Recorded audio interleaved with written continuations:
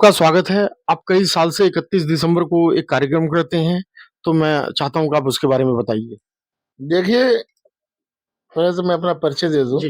मेरा नाम महबूब आलम लारी है। मैं देवरिया जिले के लाड टाउन का रहने वाला हूँ और मेरी मुलाकात स्वर्गीय राजनारायण जी से सन 1973 में हुई थी। तब से लेकर मरने के दम तक उनका अंतिम प्राण मेरे इन हाथों पर डॉक्टर राम मनोहर लोहिया हॉस्पिटल में निकला। मैं उनके निजी सेवक के रूप में काम करता रहा। उसके उनके मरने के बाद से लगातार दिल्ली हो या गाजियाबाद जब मैं आया तब से मैं उनकी पुण्यतिथि मनाने का काम करता हूँ और ये जनता में ये संदेश देने का काम करता हूँ कि राजनारायण जी संघर्षशील व्यक्ति थे। एक बड़े संभ्रांत परिवार में पैदा होने के बावजूद भी जी। लोभ नहीं किया और गरीबों की हमेशा वो मदद करते थे और संघर्ष में सबसे ज्यादा अग्रणी भूमिका निभाते थे। यहाँ तक कि राजनारायण जी हरिजन मंदिर प्रवेश कानून बनाने में अहम भूमिका निभाई। उसके लिए वो आंदोलन किए, जेल गए, लाठी खाए, उनके कपड़े फाड़े गए और उत्तर प्रदेश की असेंबली में राजनारायण जी विपक्ष की भूमिका निभाए और सबसे पहले व्यक्ति हैं जो उत्तर प्रदेश में लीडर अपोजिशन के खिताब राजनारायण जी को दिया गया।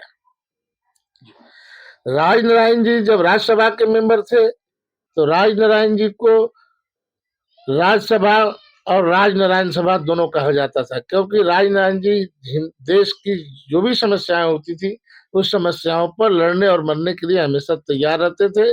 कई बार उनको पार्लियामेंट और असेंबली से बाहर निकाला गया, उनके कपड़े तक फाड़े गए। तो मैं ये समझता हूँ कि राजनारायण जी को जो एक बार पढ़ लेगा, एक देख लेगा, वो राजनारायण जी की हमेशा स्मृति में कुछ न कुछ करता ही रहेगा, क्योंकि राजनारायण जी हमेशा नौजवानों को प्रेरणा देते थे कि अन्याय के खिलाफ संघर्ष करते रहो, कभी झुको नहीं, कभी टूटो नहीं, कभी डरो नहीं।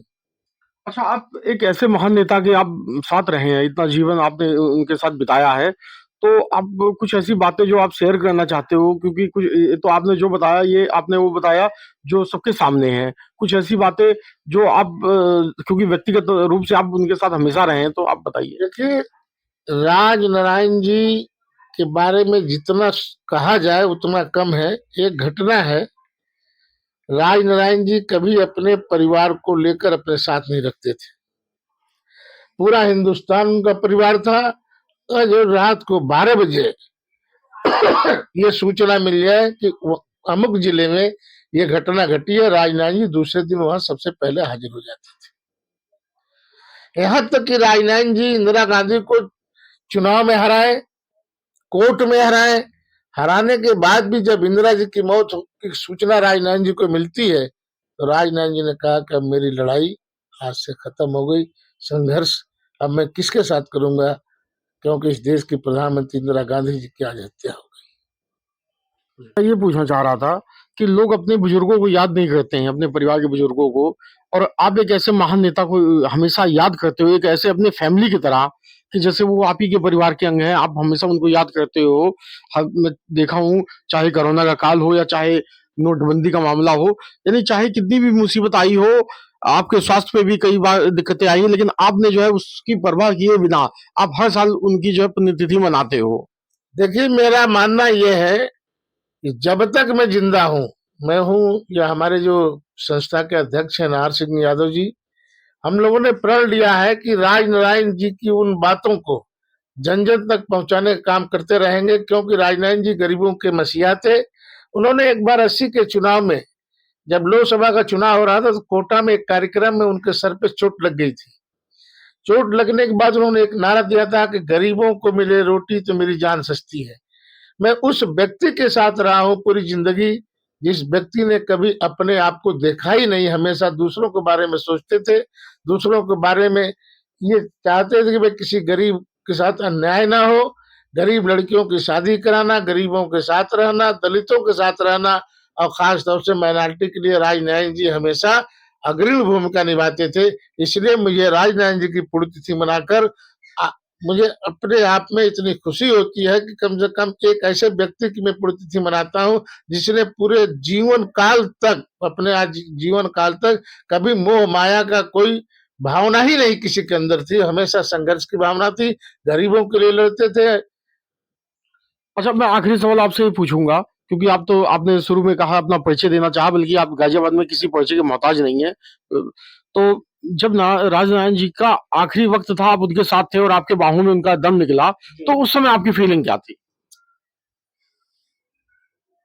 उस समय मेरी फीलिंग ये थी कि आज इस देश का महान नेता इस दुनिया से जा रहा है, आगे की लड़ाई कैसे लड़ी जाएगी, ये सवाल राजनारायण जी छोड़ के चले गए। एक घटना मुझे याद है, डॉक्टर राम मनोहर लोहिया हॉस्पिटल में जब राजनारायण जी अंतिम सांस ले रहे थे, उस समय भारत के राष्ट्रपति आदरणीय ज्ञानी जैल सिंह जी थे। ज्ञानी जैल सिंह की पुत्री जो डॉक्टर थी, वो आई और उन्होंने राजनारायण जी का जब हालचाल पूछा तो उन्होंने कहा, ये वाक्य अंतिम वाक्य था, राजनारायण जी ने कहा कि इस देश के गरीबों की लड़ाई आगे कौन लड़ेगा। ये भावना मेरे मन में हमेशा कचोटता है, इसलिए हम राजनारायण जी की पुण्यतिथि हर साल मना करके उनको याद करते हैं और आने वाली पीढ़ी से उम्मीद करते हैं कि राजनारायण जी जैसे संघर्षशील व्यक्ति को लोग याद करें, उनके जीवन गाथा को पढ़ें, उनके संघर्षों पर चलें, उनके बताए हुए कामों को करें। जय हिंद। आपसे महबूब जी के बारे में पूछना चाहता हूँ। ये हमेशा एक महापुरुष को हमेशा उनकी पुण्यतिथि भी मनाते हैं, उनकी जयंती भी मनाते हैं, और मैं उनके बारे में पूछना चाहता हूँ, तो आप बताइए दूसरा। देखिए, जब से हम लोग गाजियाबाद में आए, तब से देखा कि लारी जी, महबूब आलम लारी जी हमेशा उस दर्द को बर्दाश्त करने से अक्षुण्ण हो जाते हैं जो राजनारायण जी के पास था। राजनारायण जी को याद करने वाला आज कोई नहीं है। राजनारायण जी से लाभ लेने वाले बहुत लोग उस समय दिखाई देते थे। राजनारायण जी का जब आवाज आती थी तो लोग कहते थे भारत बोल रहा है, भारत की पीड़ा बोल रही है, भारत का दर्द बोल रहा है, भारत के गरीबों का हिमाकत करने वाला व्यक्ति बोल रहा है। आज कोई व्यक्ति नहीं है, आज कोई नेता नहीं है, आज कोई अभिनेता नहीं है जो गरीबों के दर्द को उकेर सके, गरीबों के दर्द को खत्म करने के लिए आवाज लगा सके, ऐसा कोई व्यक्ति नहीं है। मैं आखिरी सवाल ये पूछूंगा कि जब गाजियाबाद में जब राजनारायण जी की बात होती है, तो लारी जी का नाम तुरंत आ जाता है सबके जहन में।